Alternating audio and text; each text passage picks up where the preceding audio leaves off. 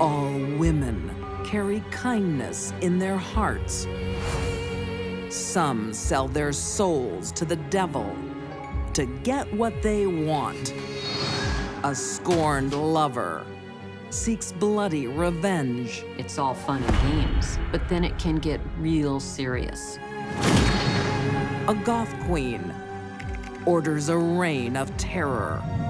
I'm gonna do anything I can to make sure that nothing happens to you, Clara. And a gold digger buries secrets in the basement. It's like you're with a familiar, trusting person, and all of a sudden that person turns into a monster. These deadly women are devoid of compassion.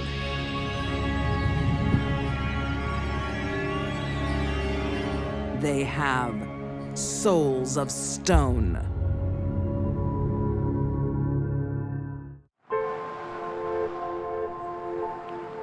The tiny township of Orion, Michigan, 1999. Nicole, would you like to say grace? Businessman George Fulton has the ideal life. George Fulton was a military guy. Beautiful family. Gorgeous wife. O Lord, and these thy gifts which we are about to George, receive from thy bounty. his 48-year-old wife Gail, and their children are a gentle, God-fearing family. That was beautiful, honey. Gail was a very sweet woman. She's very religious, very family-orientated. Nobody could say a bad thing about her. The Fultons were a Catholic family. Gail was someone who said a rosary every day. Listen, I'm having dinner with a family right now. I can't talk. And seemingly, George was just as dedicated to his religion as his wife. A devout Catholic in every way. I've got to go back to Florida. But one. George is mixing business with pleasure. He has a lover in Florida. 46-year-old businesswoman, Donna Trapani. He started off as an employee trying to help her organize her business and her finances, and they developed a relationship, and as a result of that relationship, had an affair. When a married person has an affair, they're taking a risk. They may not realize it at the time. It's all fun and games. But then it can get real serious. Donna wants to be more than just a part-time lover. I don't want you to go. Very selfish. She would do whatever she needed to do to take care of her and her wants and her needs. What she wants is to have George to herself. He wasn't gonna leave his wife ever. Because why? Catholics don't do that. They don't leave their wives. Donna doesn't give up easily. She constantly calls George's home. And his wife, Gail, soon discovers the affair. Who's Donna? I've been seeing someone. Oh, don't touch me. Gail was heartbroken when she learned about the affair. I'll tell her it's over. She didn't want her marriage to crumble. She believed in marriage and the religious aspects of marriage.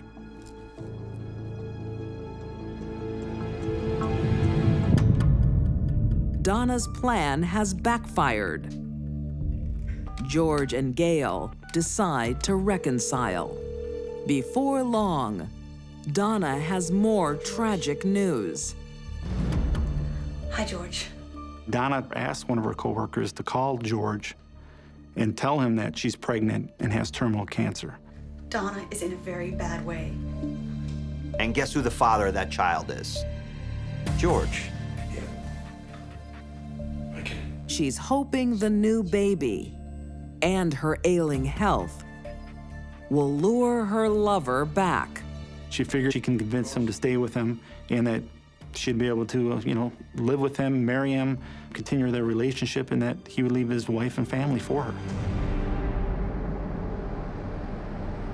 Instead, Come in.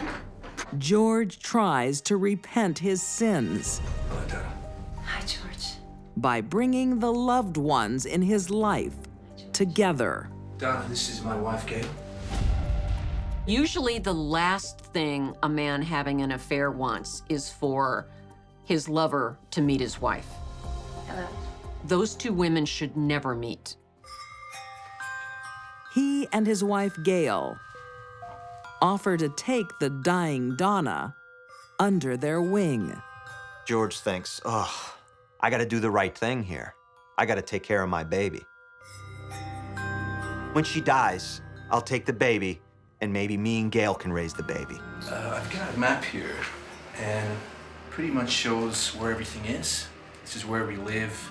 This is the George asks Donna to move to Michigan so they can support her in her last days of life. I'll take you there tomorrow. He gives her a big map and circles places on the map where she can live, which would be apartment complexes near him where actually they can support the baby. But Donna doesn't want cozy Christian charity. I'll take you down there tomorrow. She plans to be George's one and only. Donna would stop at nothing to get Gail out of the picture, no matter how ridiculous her idea was. Hell hath no fury like that of a woman scorned.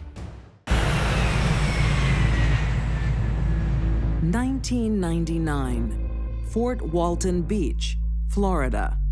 Donna Trapani is desperate to win back her married lover, George Fulton. Promise me you won't sleep with her. Donna manipulated George into believing that she was actually pregnant and had terminal cancer, and he believed her. Come in. But this new daddy is being duped. Hi, George. She wasn't pregnant, she didn't have terminal cancer. It was a complete lie. It was all false. Donna, this is my wife, Gail. When a woman pretends to be pregnant just to manipulate a guy to stay with her, that's pretty despicable behavior. A woman that would do that would do almost anything. Donna's deception doesn't work. George stays with his wife of 25 years, Gail. Donna started to get angry, and she finally realized that the only way that she can have George Fulton is get rid of Gail, his wife. She's gonna do anything she can now to get her man. Including what? Murder. The wily businesswoman maps out her strategy. Sybil. Yes? She knows loyal employee Sybil Paget will do anything she asks. She found out Sybil was using drugs. She didn't fire her, so she was controlling Sybil, holding things over her head because one day she'd knew she'd need her. Sybil, Donna calls in her favors. do you know anyone that can take care of Gail? She asked Sybil, does she know anybody who can take care of George's wife? Yes.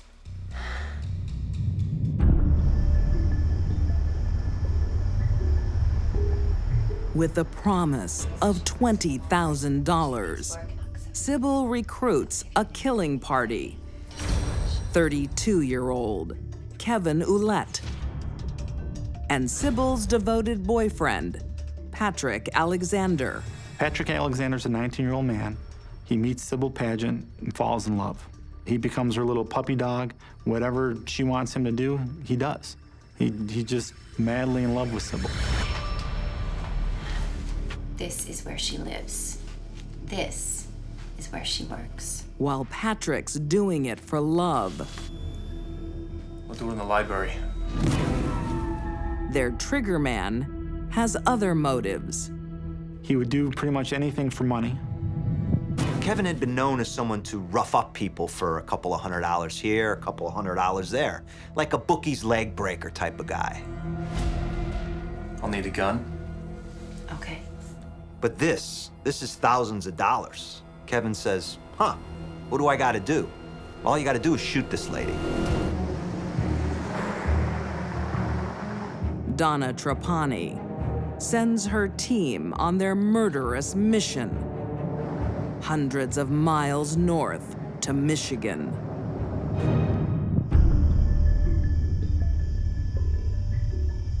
On October 4th, 1999, the trio arrives in the parking lot. Outside Gail Fulton's workplace. They know that Gail gets out of work, so they come up with a plan. And the plan is this: stab the tire.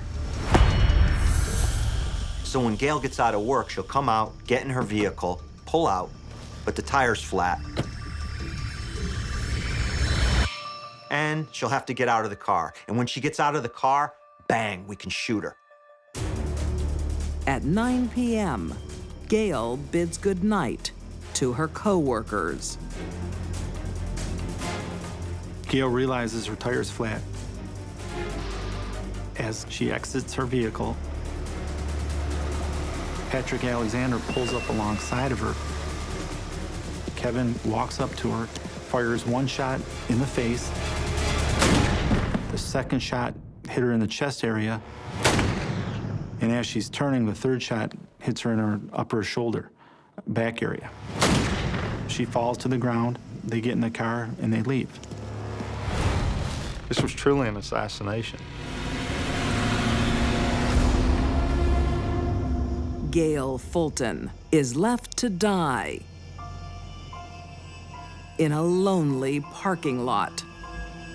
Donna actually believed if Gail was out of the picture, George would be with her. For Donna, it's been a good night. Donna's very excited once she realized that the murder went as planned. She thought they did an excellent job. They looked very professional. But her celebrations are short-lived. Police have released security footage showing the shooting murder of When she sees the nightly news with footage of the murder on TV. They didn't know that there was a video camera that monitors that parking lot and recorded the entire shooting incident in the parking lot. Donna thinks they've committed the perfect murder, but you can't commit the perfect murder with a camera recording it. With a perfect picture of the getaway car on tape, all police have to do is track down the rental company. We knew what vehicle we were looking for. We tracked it back to Olette, Paget, and Alexander were in the car. And the mastermind behind this murder has made a crucial mistake. Donna K. Trapani was the renter of the vehicle. Under police interrogation, Sybil and Patrick confess, but Donna denies any involvement, and she's still insisting she's pregnant with George's baby. While we were interviewing Mrs. Trapani at home, we noticed at the time that she had placemats underneath her shirt or her blouse.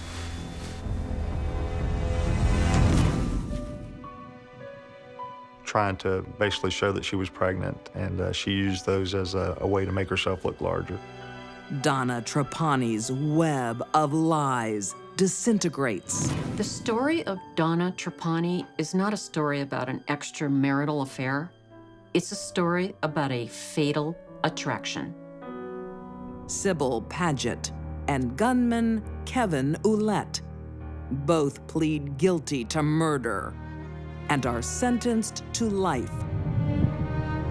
Patrick Alexander pleads guilty to second-degree murder and is eligible for parole after 20 years. In December 2000, Donna Trapani is convicted of first-degree murder. She is serving life in prison without parole. She had hired somebody to go do her dirty work. She undoubtedly didn't have the skill or the guts or the fortitude to carry out her own dirty work. Donna went to great lengths to keep her lover. In the end, she lost everything. The story of Donna and George is a story of jealousy and revenge.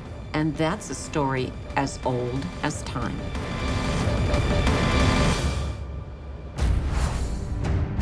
Play games with a deadly woman.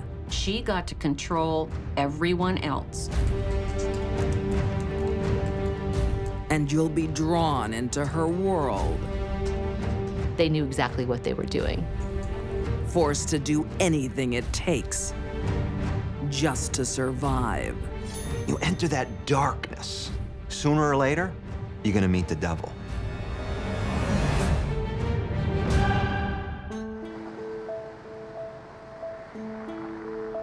In Leesburg, Virginia, 2001. A community full of bright academics. Includes 57-year-old Dr. Robert Schwartz.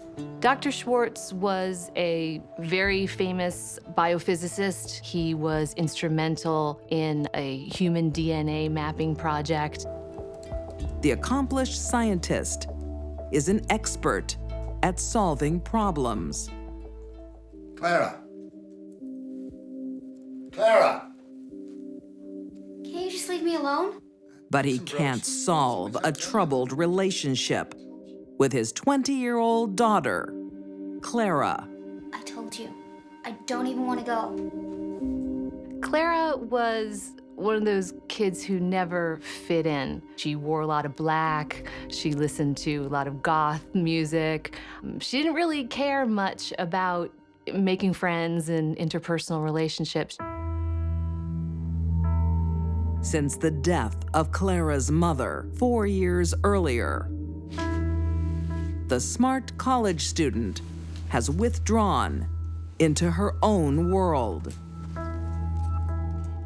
Things really went downhill in her relationship with her father after her mother passed away. Alone, Clara creates a new world where she is master of her domain. Clara didn't fit in, except with a small group of, well, misfits. She interacted mostly with her online friends. She created her own fantasy world, which she called the underworld, but she had all these different kinds of role-playing parts to her world. In her virtual game, Clara casts herself as Lord Chaos. It became her life. It became her reality. Clara's father tries to steer her back to reality. But the online queen doesn't like being told what to do. Clara made the rules. Clara called the shots. Clara. Clara thinks she'd be better off without her meddling dad. Much better off. She stood to inherit about $400,000 when her father died. So she decides to move her online game into reality. Clara and her friends were very interested in Renaissance fair culture. They'd go to the Celtic festival down here, dress in costumes and role play, and they really enjoyed that sort of thing. I am High Priestess and your leader, and you must obey my every command. She gathers together her loyal subjects, including 21-year-old Mike Fole and 20-year-old Katie Inglis. Clara was someone to look up to. Someone that, if they were seen with, it made them feel special. Clara. And Clara soon finds a new recruit, 18-year-old Kyle Hulbert. I guess they just hit it off, and he came over and joined the group, and that was the beginning of a very close and dangerous friendship.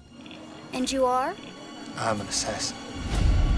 Kyle is a walking time bomb, struggling with mental illness since childhood.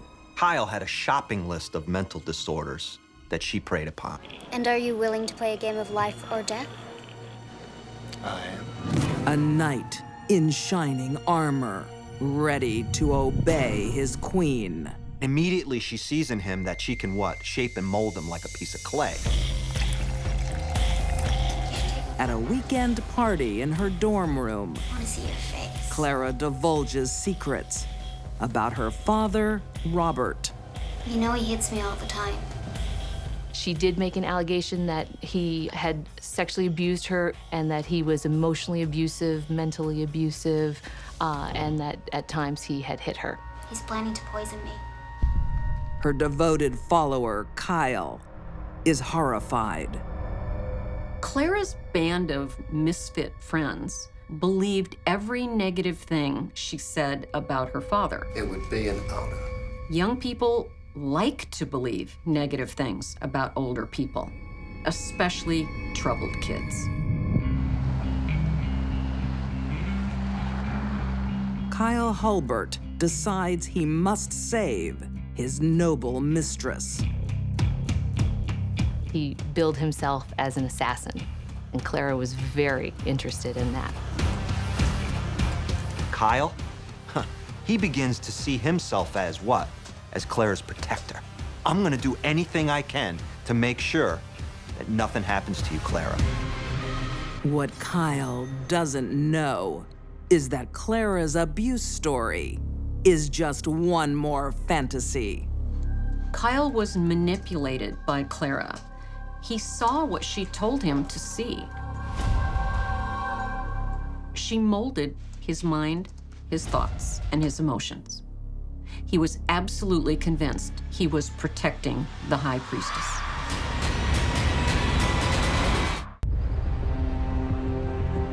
In Leesburg, Virginia, 2001, online queen Clara Schwartz has convinced her loyal follower, 18-year-old Kyle Hulbert, that her life is in danger.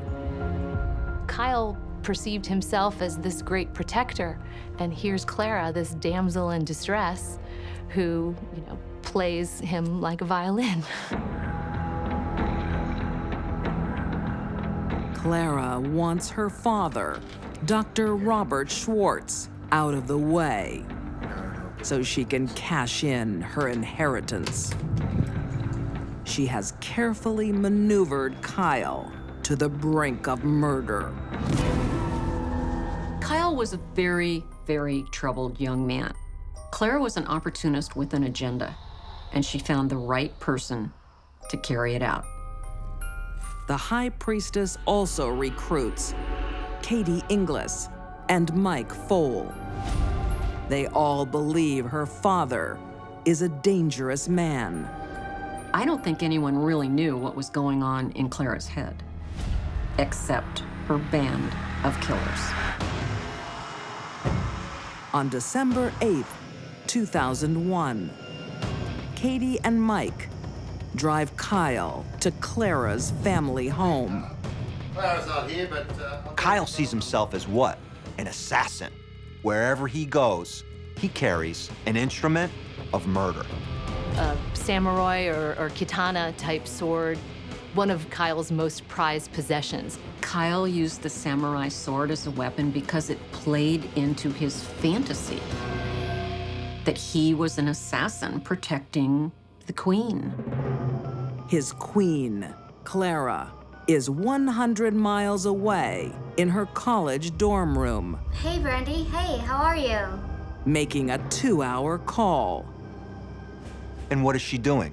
Dad's planning on taking me on a trip to the Virgin Islands. Creating an alibi, of course. What are you doing? That fantasy now became a reality. So he attacks Dr. Schwartz. Slashing him, stabbing him with that samurai sword. It's a murder frenzy. Blood flying everywhere.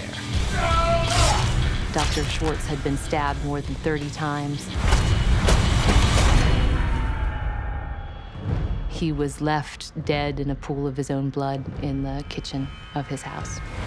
I I know, right? Clara, at the beginning of the conversation, had said, I have to go at 6:30.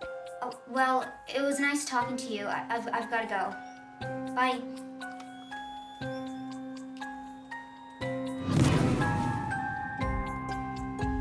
And when 6:30 rolled around, she abruptly said, gotta go, and hung up the phone. Car's stuck. But the murder plan has hit a rough patch. The getaway car is bogged down right outside the Schwartz home. They're stuck in the mud. Are these people killers? Or are they just young kids not knowing what the hell they're doing? Then Kyle makes matters worse. I'll go to the neighbors. Call tow truck. Car's stuck in the mud, and they go to what? A neighbor's house for help. So Kyle went to a neighboring house and called a tow truck. And it's a good thing for the prosecution that they did, because it certainly made it a lot easier to track them down and trace the events of that night. Do you remember what time you went to bed that night? The police trace the trio through Dr. Schwartz's neighbors. And Kyle is quick to talk. Kyle gave a pretty lengthy confession, and I put the little air quotes around it because it really was not anything where he was admitting that he believed he had done something wrong.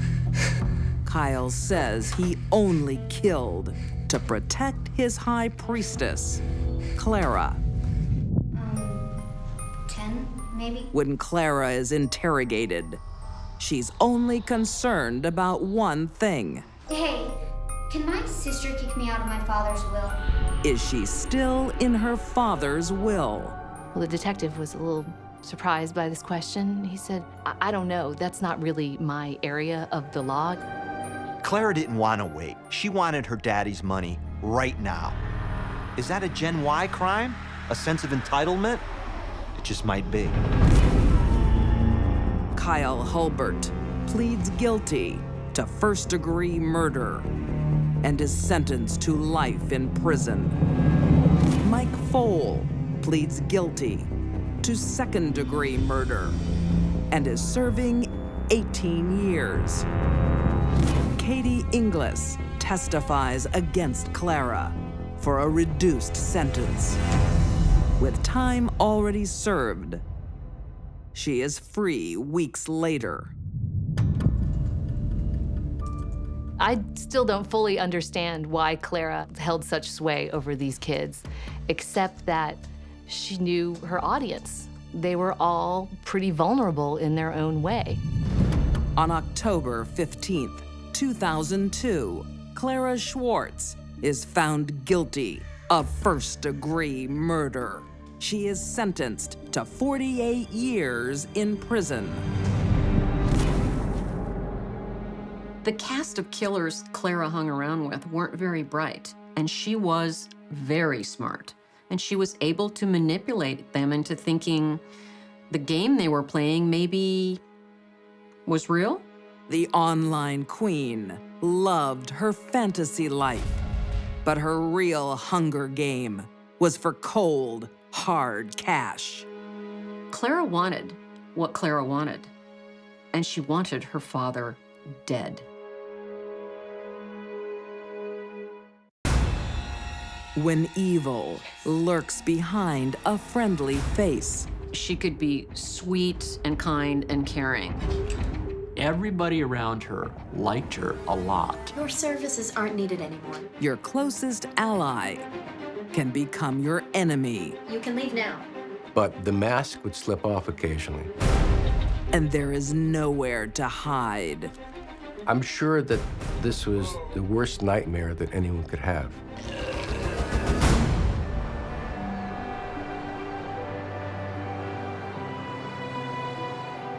San Francisco in the 1950s. Iva is a vibrant, vivacious 30-year-old. This is my friend Barrow. It's so nice to finally meet you. But behind her smile lies sadness. So you're not from San Francisco then? I was born in Munich. I'm Jewish. We had to flee. Oh my.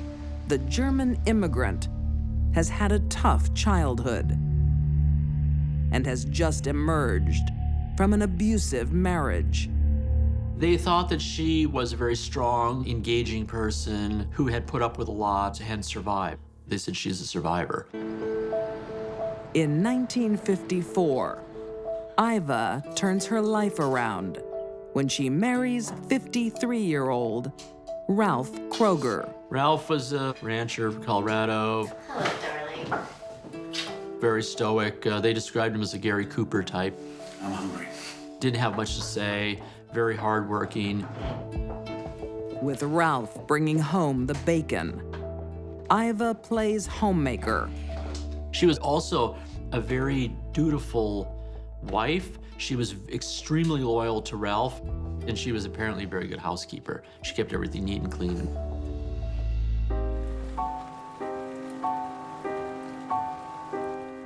But being a housewife isn't enough for Iva. So lovely of you to have me, Mildred. My pleasure. She has dreams of running her own business, like her new friend, Mildred Arneson. What's that? She had been a very savvy businesswoman. She'd invested in real estate, run a number of motels, and was quite good at it. Mildred manages a motel in nearby Santa Rosa. Mildred was pretty successful, and she had over $50,000 in real estate. Now, that real estate would be worth over $1 million today. She also finds time to care for her ex-husband, Jay. Mildred's husband, Jay Arneson, was a major in the Army who had advanced Parkinson's disease, and she was caring for him. He could barely walk, he was in a wheelchair, he was very incapacitated.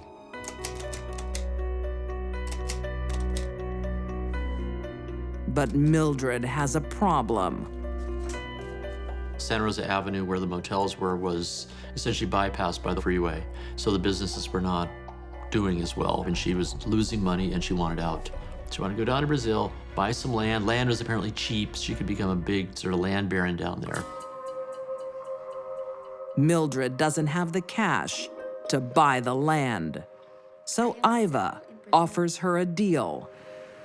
I've always wanted to go to Brazil. Why don't you sell the motel? Is it possible? In fact, I'll give you $10,000. Just sign over the motel to me as collateral. Mildred apparently completely trusted Iva. Completely. One after each meal. On December 15th, 1961, Mildred leaves for her new life in South America. She was enthusiastic. She's embarking on a new adventure. She's rid of Jay and start a new life. It was all gonna be grand. It was all gonna be great. She's gonna make a lot of money and fortunes, and it's gonna be wonderful. Iva is finally at the helm of her own business. Iva returned the next day to the motel. She told everyone that Mildred had left for South America. Where is Mildred? Relaxing under a sombrero somewhere. It's my motel now. And that she had sold Iva the motel. I think Iva wanted to be Mildred. She'd started living the life that Mildred had. But there's a fly in the ointment. Mildred's ailing ex-husband, Jay. Jay Arneson was still at the motel. He needed constant care. He had Parkinson's. So he was with Iva for the next month in the motel. Your services aren't needed anymore. The ambitious businesswoman You can leave now. has no patience to play nursemaid. There's no question in my mind that Iva never had plans on caring for Jay. Iva wasn't going to put up with any of that. She decided that Jay was a liability and he needed to disappear soon. Jay was a marked man. Santa Rosa, California, January 1962. Motel manager Iva Kroger has an unwanted guest. 68-year-old Parkinson's victim, Jay Arneson. It's very likely that Jay knew what was in store for him, but there was nothing he could do about it. Iva decides to take Jay for a drive. She took Jay in a car, pretending to take him to the hospital. He was never seen again. Instead, Iva takes the defenseless man to the basement of her home in San Francisco. The Parkinson's took away all of his power, all of his muscle ability, so he could only sit and watch helplessly as she planned to kill him. I'm sure that this was the worst nightmare that anyone could have. Iva strangles him with his own belt. He was not able to raise his arms to defend himself at the very last few moments of his life. Iva has prepared for this. She's already dug Jay's grave.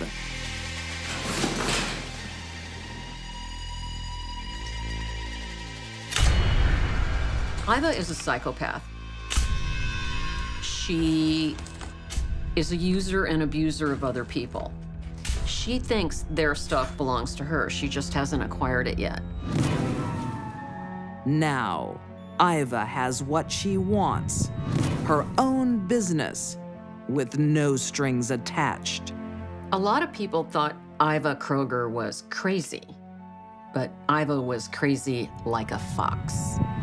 She was greedy. Money drove everything in what she did.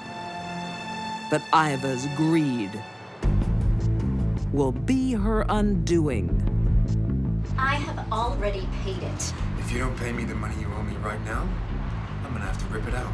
She had a very strong desire not to pay for anything. Fine. Iva had a fight with a man over money she owed him and pulled a gun on him. Whoa, take it easy, lady. Sign. A lucky escape for the tradesman turns into a problem for Iva when he contacts the police. Iva lacks one characteristic of the classic psychopath. She was not always cool, calm, and collected, and that put her in the sights of law enforcement. Iva feels the heat and goes on the run, and the police soon learn this humble housewife is not what she seems. It's hard to know much about Iva Kroger's early life because she lied constantly. It's really impossible to separate truth from fiction from anything she said. Iva is a con woman with a string of aliases. She is not even a German immigrant. She lied with complete conviction. She could be standing over a body with a smoking gun, and she would deny that she had done it. The police search Iva's basement after a tip-off, while her 60-year-old husband, Ralph, watches in silence. After about a half an hour, they saw a foot sticking up, and they uncovered the body of Jay Arneson. I don't know nothing about it. And they said, so, what do you say now? Where's your wife, Ralph? No idea. She's the only one to get me out of this. He says, I know this looks bad, but I didn't know anything about this.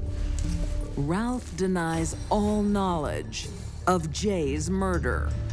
You might want to go over there. Then he shows police another freshly dug hole. And when they dug that patch up, they found a large steamer case. Inside was the body of Mildred. Mildred Arneson never made it to South America. On December 15th, Iva drives Mildred to the airport, but on their way, They make a pit stop. She made the most fateful error of her life in going back to Iva's house. I can't see anything. Sometimes it slides a little. Death by strangulation of a woman to a woman is very, very unusual. Iva was very sure of herself. Strangulation is not easy.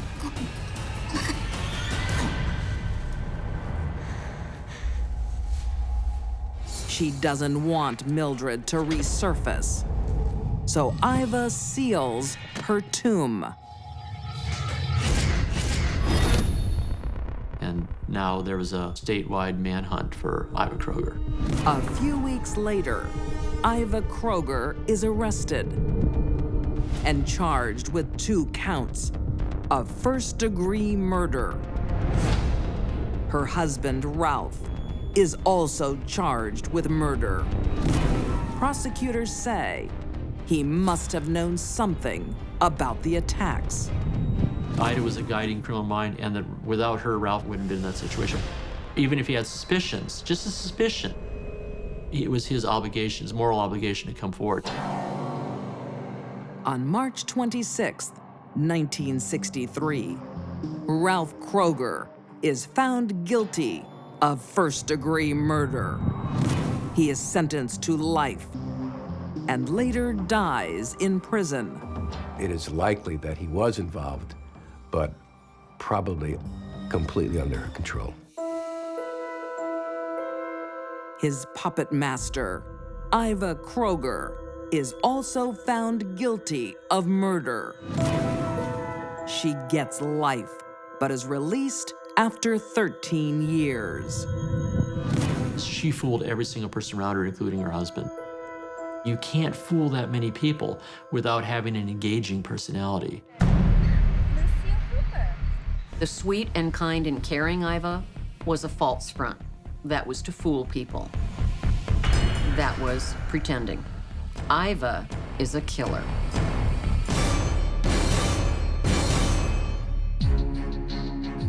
These women killed without a care in the world.